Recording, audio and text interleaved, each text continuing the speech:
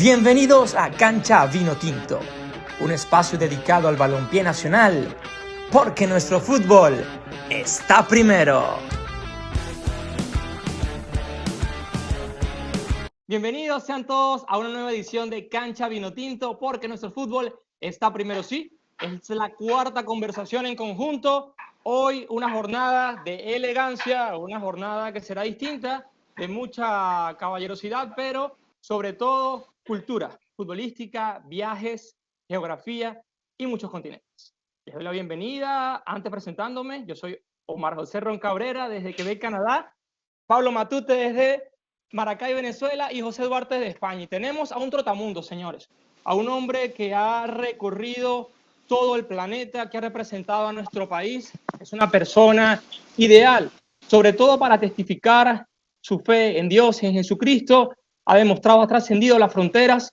Hoy, Cancha Vinotinto se engalana con la presencia desde Noruega, sí, así como lo escuchan, de Fernando de Ornelas. Fernando, bienvenido a Cancha Vinotinto. Muchísimas gracias a todos ustedes, a Cancha Vinotinto, por la oportunidad que nos brinda, no solo a mí, sino a los que han ya participado en esta gran iniciativa de poder estar juntos y poder compartir cosas que por ahí como jugador activo experimenté y bueno, puedo ahorita en este tiempo compartirlo con aquellos jóvenes pues que tengo la oportunidad de entrenar y dar las experiencias que pude experimentar como jugador. Por supuesto, Fernando, bienvenido. Para nosotros es un placer. Nos honra aquí con tu presencia. Vamos a dialogar de fútbol sin línea de tiempo, con mucha libertad, porque de fútbol se habla así y ese es nuestro eslogan. Nuestro fútbol está primero. Queremos conversar, como te lo dije, por lo más importante, por Dios, tus labores actualmente, a qué te dedicas, a aquella gente que no sabe qué hace Fernando de Ornelas en Noruega, para que por favor compartas un poco con tu actualidad, cómo está tu familia, cómo te encuentras en estos momentos, y allí comenzamos a jugar y que ruede el balón. Bueno, fíjate, para empezar, darle gracias a Dios porque podemos estar en esta nación, Noruega, que nos abrió los brazos en el 2005. Ya estamos casi ya 21 años, vamos a cumplir 21 años acá en Noruega, donde nació nuestro segundo hijo, David.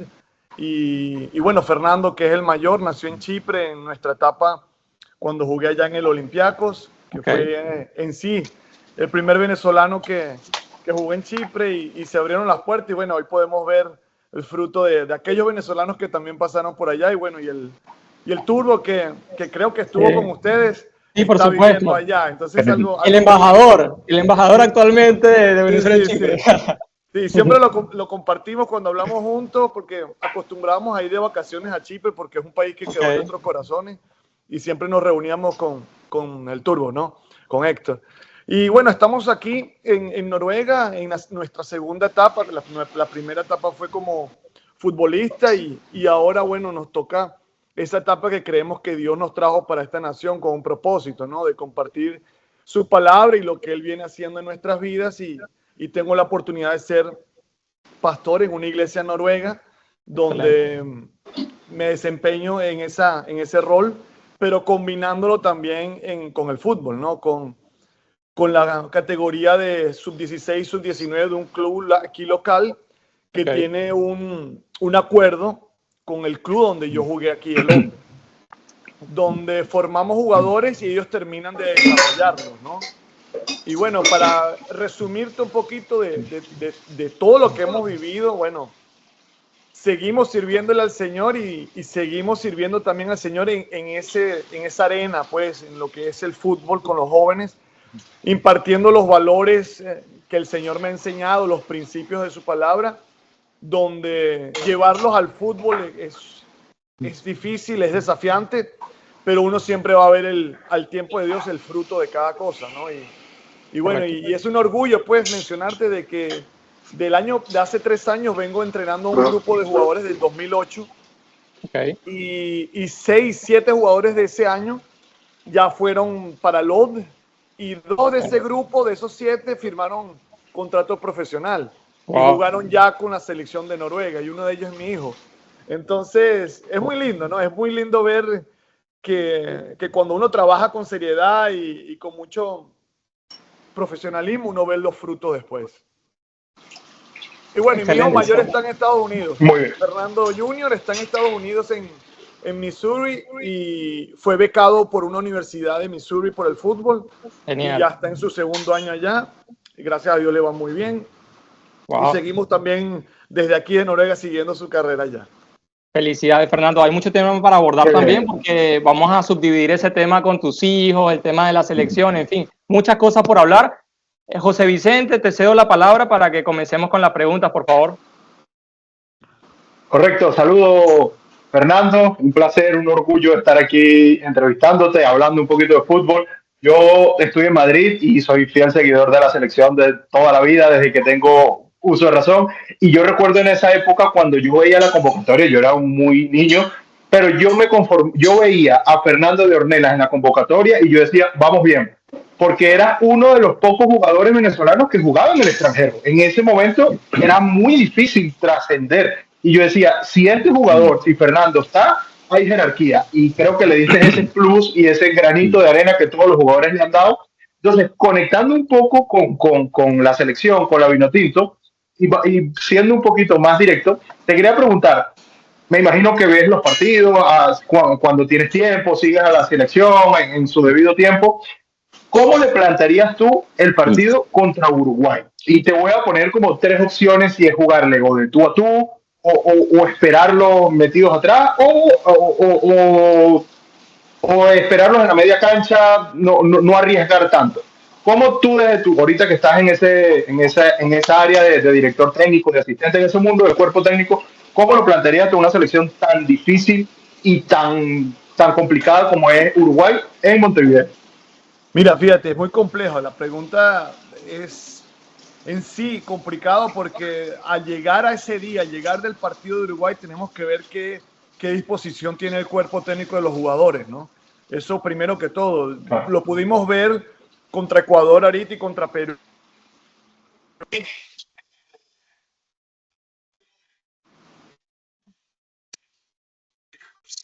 Sí, creo que se nos ha ido un poco el audio de Fernando. No te escuchamos ahorita, Fernando. Disculpa. ¿Me escuchas? Ahora sí. Ahorita sí. ¿Dónde me quedé? Ahora sí. El partido de Ecuador y Perú. Te quedaste allí de la diferencia. Y ahí yo creo que en sí uno puede ver pues qué tipo de jugador y de material tiene el cuerpo técnico para poder plantear el partido. Ya en sí, vamos a hacernos la teoría de que tienen los jugadores que tiene que tener, todos están jugando en sus equipos, todos están sumando minutos. Yo creo que tiene que tener ese bloque defensivo donde pueda tener estabilidad y poder empezar el partido de una manera donde ellos puedan ver el potencial de Uruguay, sabiendo de que Uruguay fue a Venezuela con un equipo que no es el normal y que va a ser una Uruguay totalmente diferente. Por eso yo creo, sin perder la identidad, y ahí es donde yo quiero reforzar eso, pues subrayar que yo espero que durante estos partidos que quedan puedan tener esa identidad que se está buscando, porque creo personalmente que no he visto la identidad que tiene la selección en sí. Hay mucha calidad de jugador, hay mucha experiencia en cada línea, pero en lo colectivo no puedo ver esa identidad que se pueda definir. Y por eso individualidades pueden marcar la diferencia. Por eso el bloque defensivo, sumando la línea medular y el ataque, compaginando todo esto y saliendo con mucha cautela, yo creo que podríamos sacar un resultado positivo. Yo creo que lo hicimos una vez y ¿por qué no lo podemos hacer otra vez? O sea, siempre siendo realista, vamos a encontrar una selección uruguaya que prácticamente para esa fecha yo creo que ya tendrá el destino para el Mundial hecho y eso nos puede favorecer. Si no, tendremos que salir de tú a tú, siempre cuidando con cautela el bloque defensivo, que yo creo que es fundamental. Ok, muy bien, Fernando. Bueno, por acá te habla Pablo Matute desde Maracay, ¿Qué tal, Pablo? tu tierra natal. De verdad, bueno, en esa misma línea de José Vicente, también ciertamente hablabas de una identidad, también una identidad de planteamiento ante Uruguay, pero también a mí hago mucho énfasis en la parte de la psicología deportiva y esa identidad también psicológica, pues esa identidad también mental y plantearse de rival. ¿Y por qué te digo esto? Porque pasaste por una era que de alguna forma hay una envidia sana de lo que viviste allí con Richard Paz, ese boom vino tinto, y cómo cambia ese chip, para que nos describas un poco eso, de cómo en experiencia propia puede eso también afectar ahorita estas nuevas generaciones. Claro, el tema psicológico mental en el ámbito deportivo, más que todo en el fútbol, que es lo que estamos hablando, es fundamental en este tiempo, sabiendo de la cultura donde nosotros venimos, ¿no? Los venezolanos. Nos ha costado muchísimo. Sin embargo, poco a poco se ha visto gotas de cambio en la cultura del fútbol venezolano. Nos falta muchísimo, pero hay cambios y eso es positivo. Pero al mismo tiempo, yo creo, como lo mencionaste, mira, cuando empezó el boom vino tinto, donde me tocó antes del boom vino tinto comernos las maduras, ¿no? Y experimentar el dolor, la frustración y todo ese tipo de sentimientos que en vez de motivarte venir a la selección es como decir, concha, le voy a traer a la selección para perder. Pero en el tiempo de Richard, bueno, en sí en el tiempo del Pato Pastoriza, empezamos a ver ya el cambio de mentalidad, de que el potencial del futbolista venezolano también puede estar en la línea de los grandes de Sudamérica. Y Richard reforzó eso. Okay. Richard reforzó de una manera muy sabia con su cuerpo técnico y con el grupo de psicólogos que tuvimos. Yo creo que marcó la diferencia en el ámbito mental que fue llevado a la cancha, a nivel colectivo y a nivel individual. Y eso marcó mucho la diferencia. Ahora, viendo los resultados que se han venido teniendo, tuvimos una racha de derrotas sin victoria. Eso involucra mucho lo que es el camerino, el grupo. Pero yo veo que el grupo se mantiene fuerte. Pero se mantiene fuerte a nivel mental, pero eso tiene que sumarse con los resultados. A medida que el grupo se mantenga fuerte, yo creo que es fundamental que vengan los resultados y a nivel colectivo y a nivel de nación, eso se va sumando, se va sumando. Y eso fue lo que pasó con el boom vino tinto. Se creó primero la fortaleza colectiva mental, se sumaron los resultados y ¡pum! Estalló el boom vino tinto y se vinieron sumando cosas importantes. La Copa América, primero en Venezuela, después la Copa América en Argentina, y se vinieron sumando individualidades en el exterior, haciendo la diferencia, marcando la pauta, como Salomón, como Soteldo, y muchos que por ahí no se me vienen a la cabeza. Pero creo que es fundamental eso. Mira, cuando, por ejemplo, le ganamos a un equipo europeo aquí en Austria, por lo que se me recuerda, y le ganamos a Austria. Y fíjate, ya ha pasado bastante tiempo desde el 2006. Y ahí es donde viene el tema de la federación. O sea, que todas las piezas, la federación, el cuerpo técnico, los jugadores, el medio publicitario, todo se sume y yo creo que se puede seguir avanzando. Correcto, Fernando. Y justamente hablando de la selección nacional, un tema que nos apasiona tanto, quería hablar de esa anécdota para que la compartas un poco más a profundidad, que has mencionado en diversas ocasiones, de tu conversación con el Pato Pastoriza, cuando en el año 99 tocas la puerta de forma personal, sin intermediario, sin representante, y vas tú mismo a una práctica de la selección. Quiero que nos expliques esto con mayor detalle porque jugabas en Hong Kong, no formabas parte de la selección y en un módulo tocas la puerta y dices, aquí estoy yo, quiero una oportunidad. ¿Qué pasó durante ese periodo para ganar ese puesto y ser convocado a ese partido en el Misael Delgado, donde no solo debutas en la selección, sino que conviertes? Venezuela gana. Yo tuve el placer de ir a ese partido, no he ido a muchos partidos de la selección, pero fui con mi familia. Yo soy de Maracay y fui con mi familia, con mi padre, unos tíos, al Misael Delgado. Venezuela gana, le da un baile a Perú. Fernando Ornelas convierte un gol y todo se genera a través de la fe, lo que tú dices, el atrevimiento. Claro, tú tienes tu proceso de conversión posteriormente, pero allí te atreviste. Allí es un gran mensaje porque muchas veces los jóvenes esperan que la puerta le llegue, la posibilidad le llegue, perdón, a la puerta de la casa, y tú no. Tú rompiste ese molde, ese patrón, y te atreviste por tu propia cuenta. Así es, Omar, y fíjate que fue un tiempo donde, bueno, estaba joven y tenía esa pasión de representar a mi país, sabiendo de que venía de Hong Kong haciendo la diferencia, venía de llegar de goleador en la Liga de Hong Kong. Y ¿por qué no? Me enteré por vía de compañeros que estaban en la selección, estaban concentrados en Valencia, a 2 semanas, creo, si no me equivoco, para ir a la Copa América en Paraguay del 99. Y toqué la puerta, tal cual como lo mencionaste. Hablé con Napo. Napo se puso en contacto con el Pato y sí, mira, vente y vamos a ver, pues. Okay. Y gracias a Dios me fue muy bien. Estuve con ex compañeros de equipo ahí. Compartí cuarto con Félix Hernández, el gato. Okay. Un abrazo.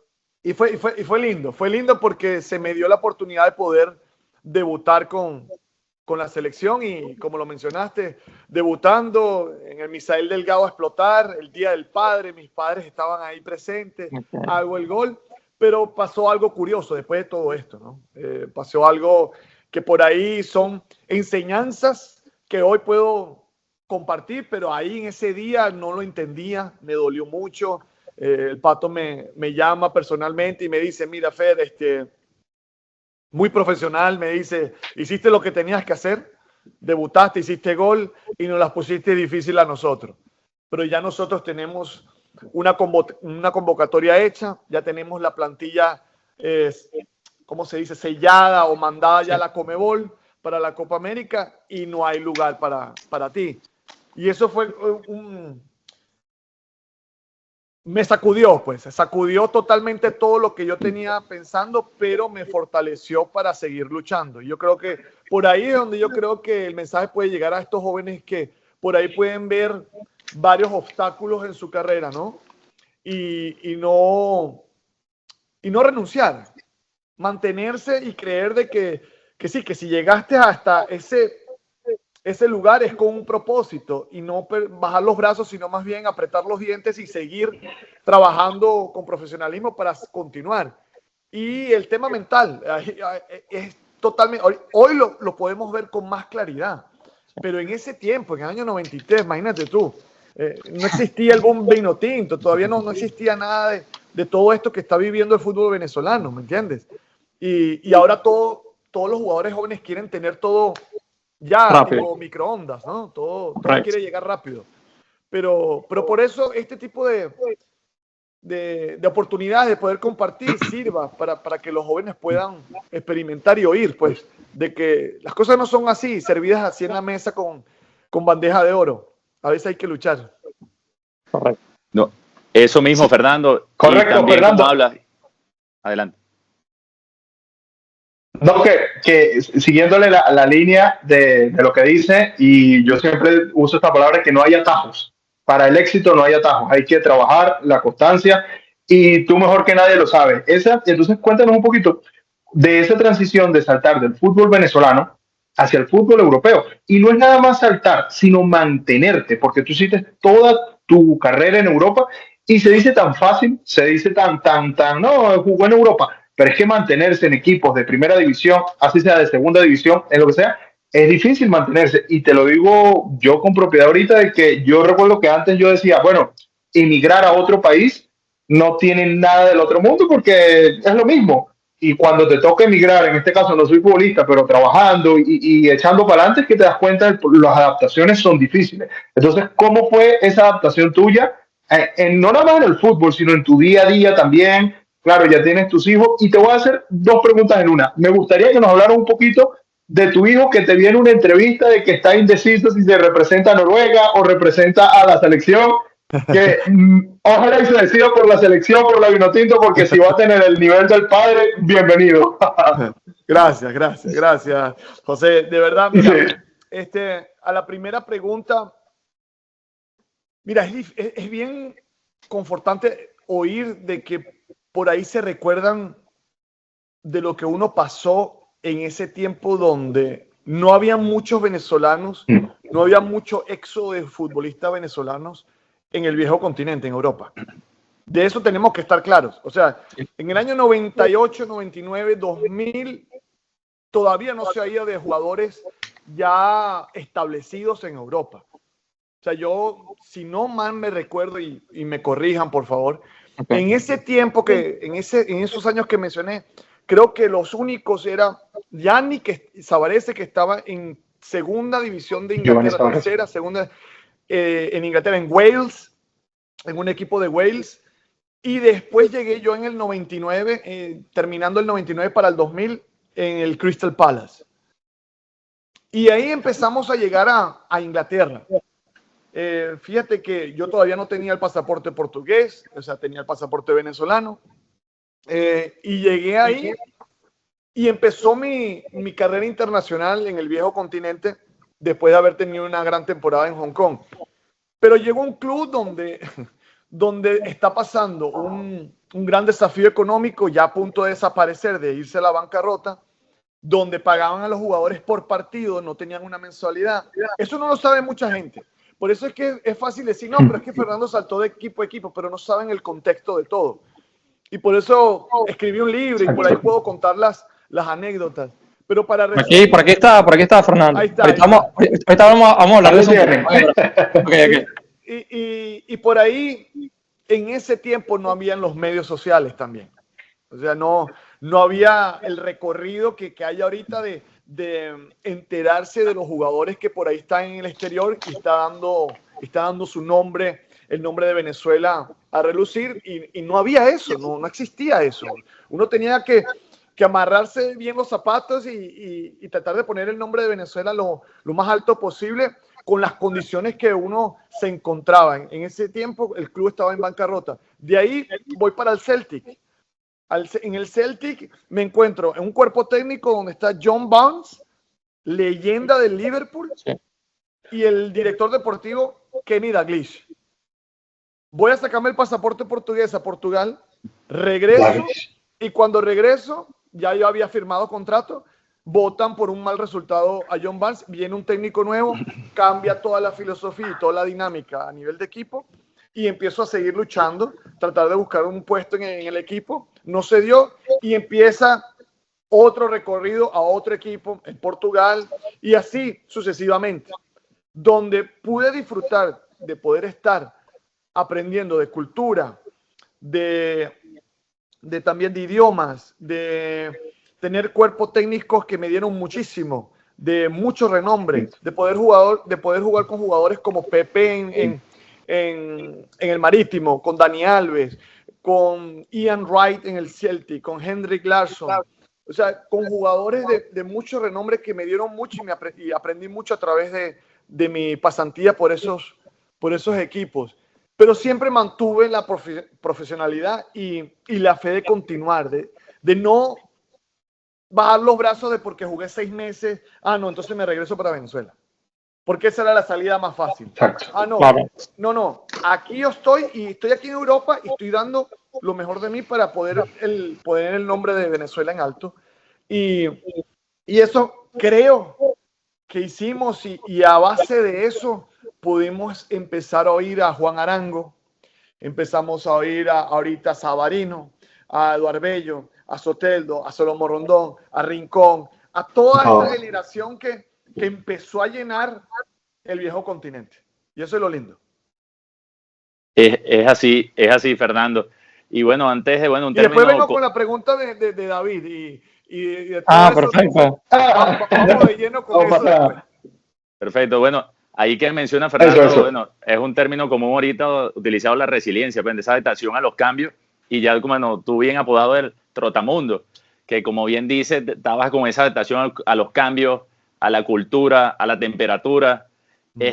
¿Cómo era ese? Porque de verdad, en lo que describes, es como que estabas blindado para cualquier cambio, pues, porque salía una situación económica del equipo, sí. llegabas a una situación, primer venezolano en Asia, y de repente chocas con esta parte cultural. Entonces, cuéntanos allí cómo era esa readaptación, porque era, como estás diciendo bien, era formatear y comenzar de nuevo. Yo creo que más que todo el enfoque que tenía de salir hacia adelante en lo que es mi carrera personal, poder desarrollarme como jugador profesional y también como persona, y saber de que era el primero que llegaba a Asia y tener esa responsabilidad en mis hombros de que soy el primer venezolano, tengo que dejar las puertas abiertas de una u otra manera y tengo que hacer las cosas bien. Yo creo que el enfoque en eso, de poder desarrollarme en mi carrera y seguir avanzando y tener la responsabilidad de ser uno de los primeros venezolanos, por lo menos tengo entendido que fui en Inglaterra, fui en Chipre, fui en Hong Kong, en Alemania fui el segundo, aquí en Noruega fui el primero, y en estos países se dejó algo, porque personas todavía me llegan y se recuerdan. Estamos hablando de casi 20 años. Correcto. ¿Entiendes? Estamos hablando de más de 20 años. Y todavía la gente, periódicos de Escocia, en Glasgow, todavía me llaman, periodistas. Cuando Mico estuvo allá me llamaron y me pidieron referencia de Mico, imagínate. Y eso causa confort en el corazón de uno porque, Sí. porque da a entender que se hicieron las cosas bien, a pesar del corto tiempo, se hicieron las cosas bien. Y por eso me llena de mucha alegría ver lo que está pasando ahora con el jugador venezolano en el exterior, pero también a la misma vez me causa un poquito de tristeza porque no se reconoce lo que se sufrió en ese tiempo, cuando estuvimos acá, los pocos que estuvimos acá. Total. ¿Me entiendes? Entonces, no es que sea envidia, no es nada de eso, sino que más bien, cónchale, para decirlo bien venezolano, cónchale, ¿por qué no habían los medios sociales como lo hay ahora? De repente ahí el futbolista venezolano hubiera llegado aún más al conocimiento de todos los venezolanos, porque si tú mencionas a Fernando Ornelas, a un muchacho de 13, 14 años, no te vas a decir quién es él. Pero si tú mencionas a Valderrama en Colombia, a un muchacho de 12 años, de 13, ¿te sabe quién es? Un tema cultural. Totalmente. Ahí es donde yo voy. Entonces yo creo que está cambiando todo eso. Ahora el muchacho de 12, de 10, de 12 años te sabe quién es Juan Arango. ¿Me entiendes? Y ya Juan Arango está retirado. Sí. Pero es algo pues que está cambiando y eso es positivo. Muy positivo. Así es, Fernando. Ya atajando lo que dice Pablo del Trotamundos, bueno, quiero aquí, lo voy a colocar rapidito en pantalla, tu libro, El Trotamundos, una pasión, un propósito y un camino, de la editorial Pan House. Quiero que nos hables un poquito, por favor, de este proyecto, de cómo te abriste en tu vida privada y vida profesional también.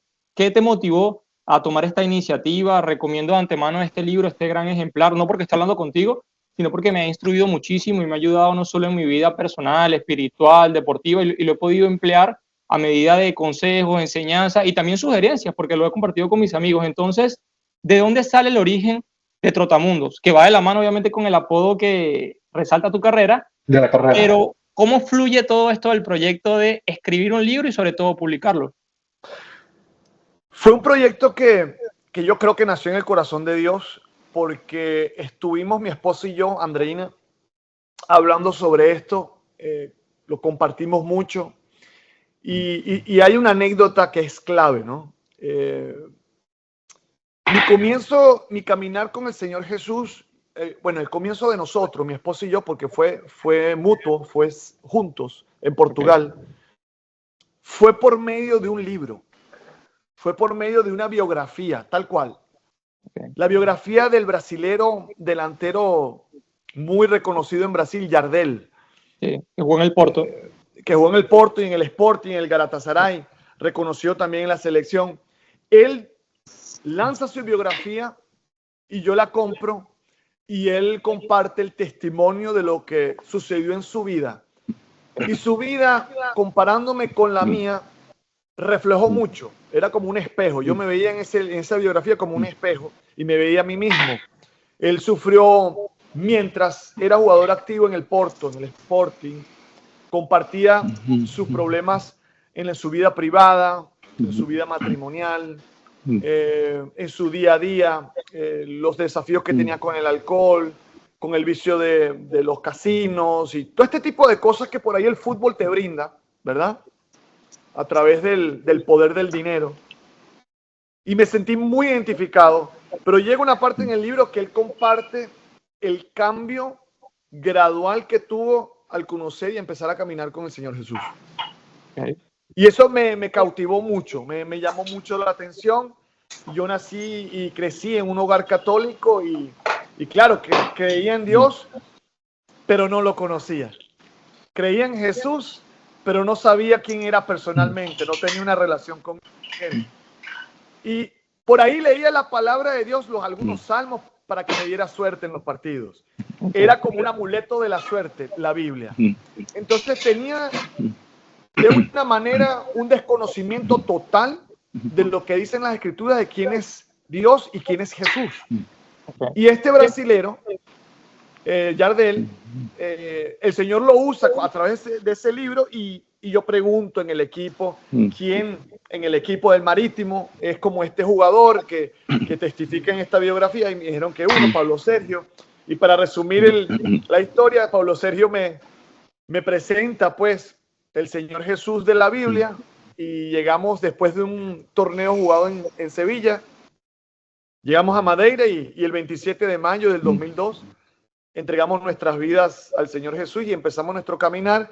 Y ahí empieza, pues, un caminar con el Señor hasta llegar hasta el 2021-22, donde se hace realidad lo que veníamos ya yo, juntamente con mi esposa, hablando acerca de por qué no hacer lo mismo que yo experimenté, pero para el pueblo venezolano. Y después de un gran proceso de dudas, porque todos pasamos, no, pero y si no se interesa, y no eres famoso como Juan Arango, siempre están esos pensamientos, ¿me entiendes? Pero no, nos lanzamos en fe y mira, me causa mucha alegría, Omar, oír de tus propias palabras de que te ha ayudado y que te ha sido de bendición el libro. De verdad que me causa mucho, ya con eso ya da valor al libro, ¿me entiendes? Y eso es lo que... No, un gustazo, Fernando. Correcto. De verdad que ha sido extraordinario. Correcto. Y sí, José, rapidito, ¿no? Lo que menciona Fernando, algo que quiero acotar brevemente, porque sé que estamos justo de tiempo, que en el libro él habla de cómo conoció a Casemiro Mior. Casemiro Mior fue su técnico en el Deportivo Italchacao y luego es el técnico quien lo solicita en Hong Kong. Es decir, su relación con los jugadores brasileños, con el pueblo brasilero, tiene historia, no solo por Yardel, sino también por este enlace con Casemiro Mior. Es decir, que son cosas bonitas que tienen coincidencia y bueno, todo es parte de un plan porque estamos en una historia que ya está escrita. Tal cual. No se me olvida lo de mi hijo, rapidito, porque tengo que... Muchos me preguntan. Fíjate, David nació aquí en Noruega el 25 de junio del 2008 y ya a los 13 años, empieza a formar parte de la selección del distrital de aquí de la ciudad. Okay. Después de ahí, cuando sale, porque yo posteo en un Twitter la foto de David con la bandera de Noruega, se comunica la federación conmigo para tener un seguimiento, ¿no? Resumiendo todo, recibimos el llamado para la selección sub-15 en ese tiempo. Todavía Vizcarrondo no era técnico, era Marcelo, el argentino. Okay. Fue llamado a un módulo siendo sub-15. Y al ser llamado sub-15, Noruega empieza el seguimiento con David, empieza a tomar contacto con nosotros. Continuando yendo a los módulos, se presenta la oportunidad y es convocado para el Suramericano Sub-15 en Bolivia el año pasado, donde se le da la oportunidad de jugar. Él estuvo también en el torneo en Japón, donde le fue muy bien. Pero en el Suramericano, deportivamente, quiero creer, esto es muy importante subrayarlo y estar con mucho cuidado con las palabras que uno pueda decir. Deportivamente no creo que le haya ido muy bien porque después del Suramericano no se oyó más nada. No hubo más comunicación con David. Okay. Y del lado contrario, después del Suramericano siempre estuvo el seguimiento y la continuidad de la selección noruega por parte del cuerpo técnico de contactar al jugador y conmigo. Totalmente. Muy insistente. A pesar de que ellos sabían que David había jugado el Suramericano. Ahora, después del Suramericano no hay comunicación, no hay explicación, ya bien sea deportiva o de otra causa, nos da, porque venía la clasificación para el europeo, donde Noruega iba a jugar, y el cuerpo técnico, el técnico se comunica con nosotros y nos dice, mira, necesitamos saber si David quiere jugar con nosotros la clasificación para el europeo contra España, Alemania y Austria, o no. Mira, esperamos, yo intenté tomar contacto, no hubo contacto de ninguna manera, no hubo explicación y tuvimos que tomar la decisión y David tuvo que tomar la decisión después de hablarlo aquí en la mesa con la familia y no dejar de pasar esa oportunidad para jugar con la selección noruega y el clasificatorio para Europa. Y por eso en estos momentos ahorita ya David no puede pues participar ahora con la Vinotinto porque ya representó a la selección noruega. Y hay otras cosas, pues, que por ahí el tiempo no nos da, pero hay otras cosas que se pueden sumar que por ahí me causó mucha sorpresa, de manera no muy agradable. Pero son cosas que uno va aprendiendo. Comprendo, Fernando. Me gustaría saber si tienes espacio para 2 preguntitas más de los muchachos, de José y Pablo respectivamente, por favor. Sí, por favor, no hay problema, yo tengo tiempo. Eso sé que... Mira, Fernando, por mi parte ya no es una pregunta, ya es un complemento a todo lo que dice y rescato mucho lo que dices, que a veces te da tristeza y un poco de rabia que no se reconozca esa trayectoria de los primeros futbolistas venezolanos en Europa, pero te decimos, parte de toda la cancha Vinotinto y muchos familiares míos venezolanos, seguidores de la Vinotinto, que te respetamos, te admiramos y eres un ícono en Venezuela y te hago llegar este mensaje como el que le di a Rouga en el episodio pasado.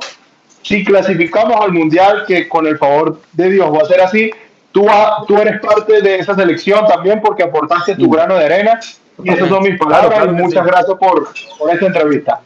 Por ahí que nadie lo vea, yo me siento que puse mi granito de arena en esa generación, claro que sí. Claro que sí. Sin duda alguna, Fernando. Sin duda alguna, Fernando. Y bueno, esa particularidad que tenía esta entrevista, le dijo Marvel, esta es muy especial para mí también porque, oye, Fernando, antes de que se popularizara la palabra mano tengo fe, había un jugador que tenía fe mucho antes de esta generación y que para nosotros ha sido, verdad, que un modelo a seguir y lo tuvimos como referencia en nuestro caminar, comenzando nuestro caminar con Jesús. Lo tomamos, mira, yo me voy a atrever a escribirle a Fernando, me acuerdo, a lo mejor ya, por supuesto, no te vas a acordar de eso, pero así con esta misma paciencia, esta misma disposición, nos contestaste un mensaje que te tomaste el tiempo todo para contestarnos allí y que para nosotros fue de motivación. Estábamos en medio de un viaje para Caracas, en medio del fútbol, estábamos jugando por allá y créame que fue muy breve, pero fue importante para nosotros. Y con esta misma línea me gusta cómo haces la analogía que utilizas el fútbol como una herramienta para explicar a Jesús. Entonces utiliza como un director técnico siempre se está actualizando para que su estrategia no sea siempre quede obsoleta. Siempre te estás actualizando, sea para dar el evangelio en la familia, en el trabajo, y cosa que también para mí, como te digo, es un ejemplo. Estoy súper contento de tenerte por acá, si sea por este breve tiempo, porque para nosotros significó mucho. No, gracias Pablo, de verdad. Mira, ahora estamos viviendo en un tiempo donde el hambre hacia los valores está faltando muchísimo y eso hay que despertarlo nuevamente, y en especial a esta generación que está creciendo, generación joven de 15, 16, 17 años, donde ya ahí es donde se empieza a ver por ahí cuál es la línea que ellos quieren seguir, ¿no? Y por eso tengo la oportunidad de poderlo combinar, trabajando a nivel de iglesia, también combinarlo y llevarlo a la cancha en el día a día, en los entrenamientos, tener reuniones con sus padres.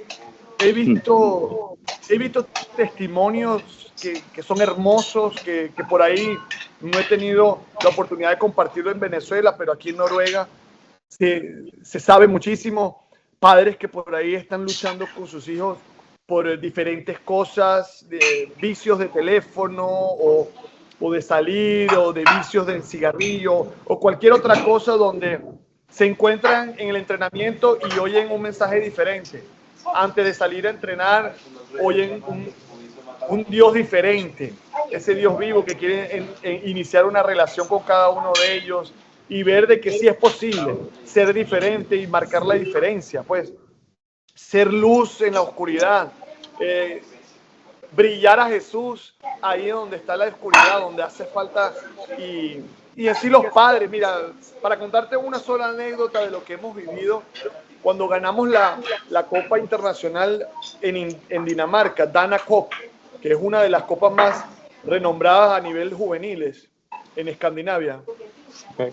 Cuando salimos campeones, yo pude tomar unos minutos, estamos hablando de que me instalé en una prédica, unos minutos.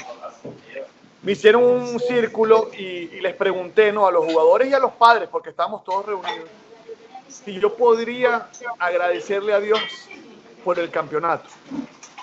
Y cuando hago la pequeña oración agradeciendo porque no hubo lesiones y porque tuvimos la oportunidad de quedar campeones y marcar la historia del club, porque es la primera vez que el club quedó campeón.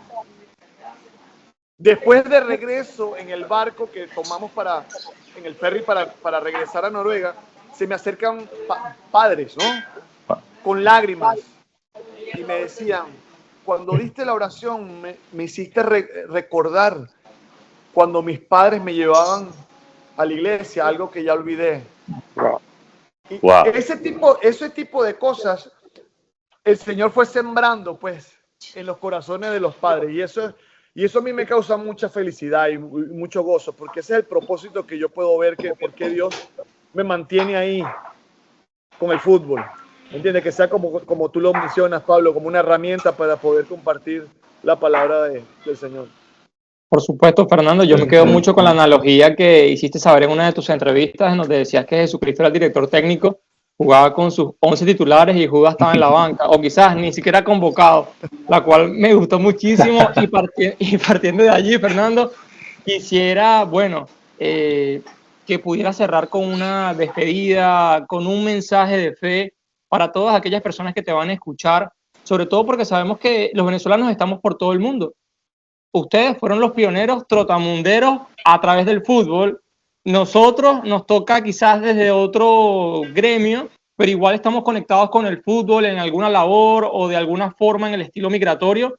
Y Venezuela quizás no pasa por un momento pleno, no obstante, los venezolanos siempre nos hemos caracterizado por ser personas determinadas, con mucho esfuerzo y que vamos por nuestros objetivos. No nos rendimos y somos perseverantes.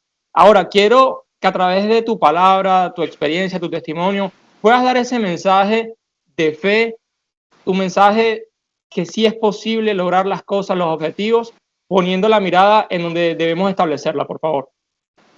No, primeramente agradecerles a ustedes, muchachos, a Omar, a ti, a José, a Pablo, por la oportunidad que no solo me brindan a mí, sino a aquellos que estuvimos antes forjando y sembrando, pues, lo que se puede ver ahorita, ¿no? Agradecerles por esta gran iniciativa y también a los que nos siguen, a los que nos oyen y nos ven, porque a estas personas que por ahí nos ven y nos siguen pueden llenarse un poquito de la historia de lo que se forjó antes y lo que se está viendo ahora, ¿no? Agradecerle a todos ustedes y a Dios primeramente, ¿no?, por la oportunidad que brinda y me abre las puertas de poder compartir el mensaje de fe, que yo creo que todo parte de ahí. Él es el fundamento de todo, Él es el creador del cielo, la tierra y el mar y todo lo que hay en ella y debajo de ella.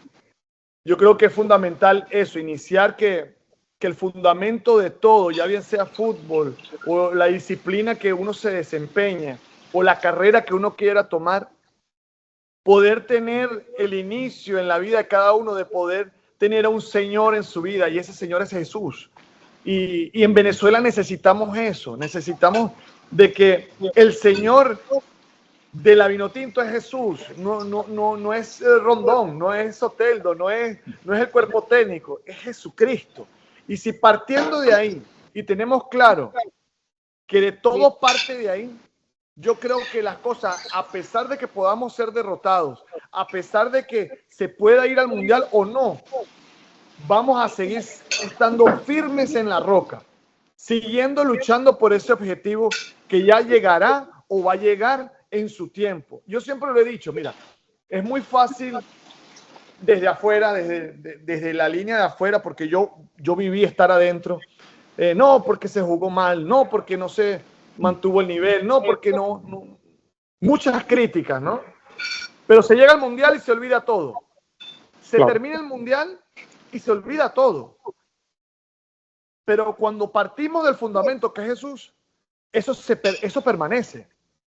El cielo y la tierra pasarán, mas mi palabra permanecerá, dice en su palabra. Y yo creo que de ahí parte lo que yo estoy viviendo ahora. Mira, han pasado ya casi 30 años y todavía gente como ustedes toman la iniciativa de poder tomar contacto con uno. Y mira, puedo compartir el evangelio y la palabra de Dios con todos ustedes y con los que nos siguen. Por eso yo creo que el mensaje es sencillo. El fundamento tiene que ser Jesús en todas las áreas y en todos los ámbitos. Partiendo de ahí, por supuesto, tenemos que ser sabios y no pretender de que vamos a estar con una Biblia en todos lados. Pero yo creo que la mejor Biblia es el testimonio y la manera de vivir de cada uno. Esa es la Biblia abierta de cada persona que cree en el Señor Jesús. Por supuesto, Fernando, tremendo cierre. Gracias, amén, a tus palabras. Agradecido nuevamente por la oportunidad que nos ha brindado. Ha sido una conversación muy enriquecedora. Yo lo voy a denominar un episodio de fe. Y espero que podamos tener unas próximas conversaciones. Sé el esfuerzo que estás haciendo día viernes de noche allá en Noruega y lo valoro muchísimo. No, por favor, estamos aquí para servir siempre. Siempre lo he dicho con los otros colegas de ustedes. Cuando se pueda, y sé que se puede hacer, se puede cuadrar a nivel de horario y todo eso, lo hacemos con muchas ganas y con mucho amor y con mucha fe. Perfecto, Fernando. Esperamos verte pronto. Hasta luego. Gracias, y muchas bendiciones. Dale, bendiciones. Gracias, Fernando. Fuerte abrazo, Noruega. Hasta luego, gracias. Gracias. Muchachos, lo acaban de escuchar. Ha sido Fernando de Ornelas desde Noruega con su participación impresionante. Un episodio distinto, un episodio de fe, un episodio reconfortante. Quizás con otra tendencia distinta, porque aquí no solamente hablamos de fútbol, sino también de experiencias de vida, de mensajes de motivación y superación. Conclusiones, por favor. Comenzamos contigo, José. Nada, para mí siempre va a ser un honor poder tener esta charla futbolera con este invitado especial, Fernando de Ornelas, pero también con este gran amigo Pablo Matute de nuestra tierra, Maracay, Venezuela. Y sí, es muy reconfortante dirigir esta conversa futbolística, relacionándolo con el tema religioso, con el tema espiritual, que nos llena mucho y él muy bien lo decía, que nos hace falta un poco en Venezuela, como sociedad y como país y en la selección, tener un poco más de acercamiento a Jesús y cada quien desde su punto de vista religioso, pero de verdad que lo que nos transmite Fernando de Ornelas es una paz, una tranquilidad y una sabiduría que de verdad fue muy, muy, muy nutritiva esta conversa futbolera, de verdad que sí. Sí, Pablo, sobre todo cuando él comenta este tema de las culturas, de las experiencias, aprender nuevos idiomas, que ha sido retador en este caso, sobre todo países como Inglaterra, Alemania, ser pionero en Chipre, en Hong Kong. ¿Cómo podemos aplicar esto quizás y relacionarlo un poco con la psicología y con todo lo que tú mencionabas durante la conversación?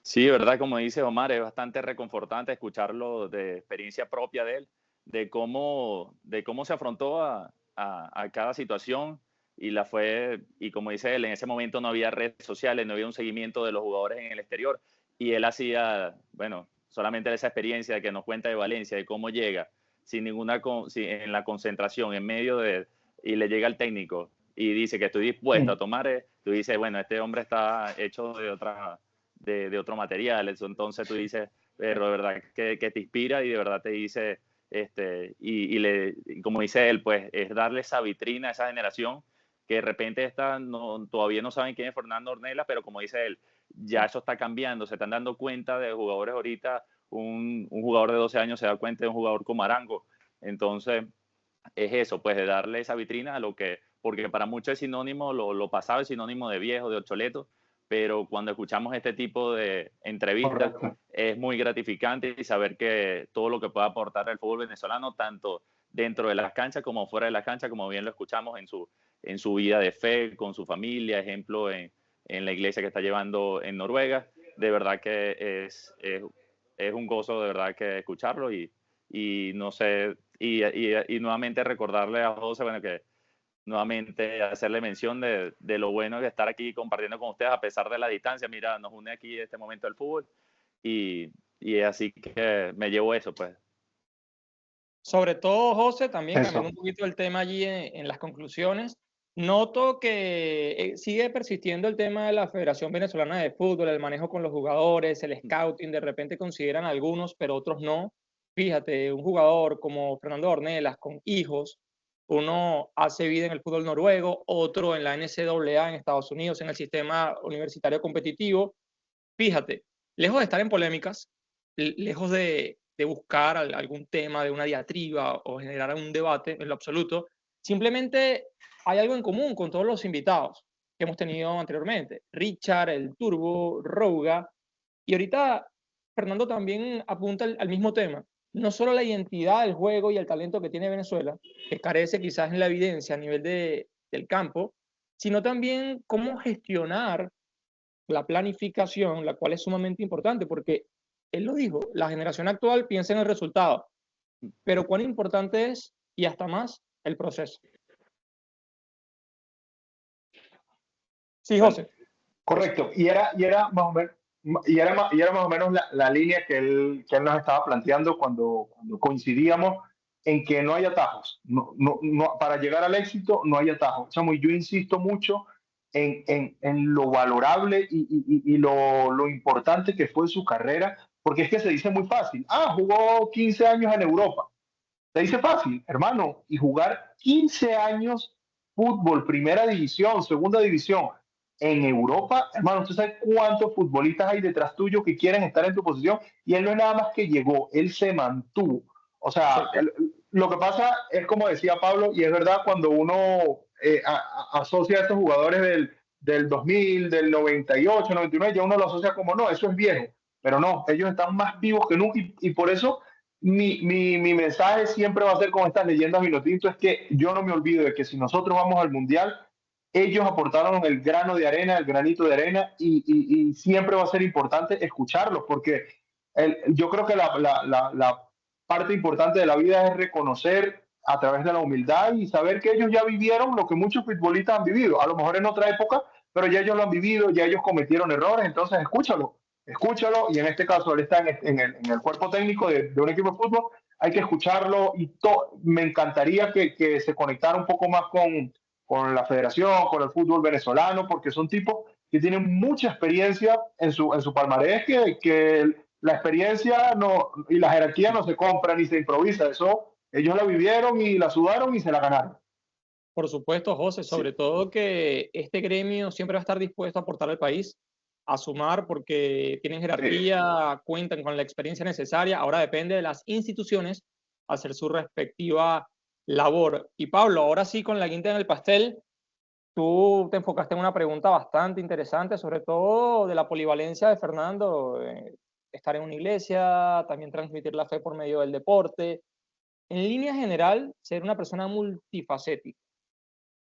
¿Qué me puedes decir de todo esto que te dejó luego de una respuesta tan amplia, diversa y muy enriquecedora, sobre todo, porque creo que ese es el adjetivo para definir esta conversación? Sí, el mensaje, claro, como decía él, que de repente vivimos cada día es una generación de microondas, como dice, queremos todo para allá. Y a veces como ya en 10 meses para otra persona es un fracaso y escuchamos estas experiencias que entonces son muy enriquecedoras porque a esta generación le enseñan que no todo es para allá, que en el proceso también está, que si nos toca de repente ver el partido desde la tribuna, no hay ningún problema, que a él le tocó afrontar eso. Entonces, a veces por un momento, porque el técnico te desplace por cierta etapa o de repente, o peor, como venía él de una lesión contra el partido contra Austria y de repente, bueno, se lleva toda esta victoria, es un gol que es emblema ahorita para su carrera y para lo que fue en ese momento para la selección. Te dice que vale la pena el proceso. Yo digo que, como lo describía, este es un episodio de fe. Cada palabra, cada testimonio de él nos llena en grande. Sí, señor, de esta manera lo han escuchado en la voz de nuestro equipo de Cancha Vinotinto. Nos toca despedir la 4ª edición de este gran proyecto para honrar las leyendas Vinotinto, y también vamos a estar con jugadores contemporáneos, las jóvenes promesas, gente de los medios, en fin. Esto comienza, se pone bueno, comenzamos con el director técnico por excelencia del trayecto Vinotinto, luego un volante ofensivo como el Turbo, la defensa y la jerarquía de Andrés Rouga, y ahora un 9 que hace los goles. Así que una pista por allí en los próximos episodios, lo que se viene se pone bueno. Episodio de fe, se despide el equipo de Cancha Vinotinto, Pablo Matute de la Ciudad Jardín en Maracay, Venezuela, José Duarte desde Madrid en España, César Gorrín en el Cono Sur en Chile, Rafael Martín desde Michigan en Estados Unidos, Jesús Isco, ¿sí? De Madeira, Portugal, allí desde la tierra del padre de Fernando Dornelas, y este humilde servidor, Omar Ron Cabrera, desde Quebec, Canadá, en el Polo Norte. Nos despedimos todos agradeciéndole por su atención y sobre todo recordarles que de fútbol se habla con libertad. ¿Por qué? Porque somos Cancha Vinotinto, ¿sí? Así como lo escucharon, se van los tonos, vienen los tonos, pero lo hacemos naturalmente porque nuestro fútbol está primero. Muchas gracias, hasta luego. Y así finaliza Cancha Vinotinto. Por favor, no olvides suscribirte, darle like y compartir. Somos @Cancha Vinotinto, porque nuestro fútbol está primero.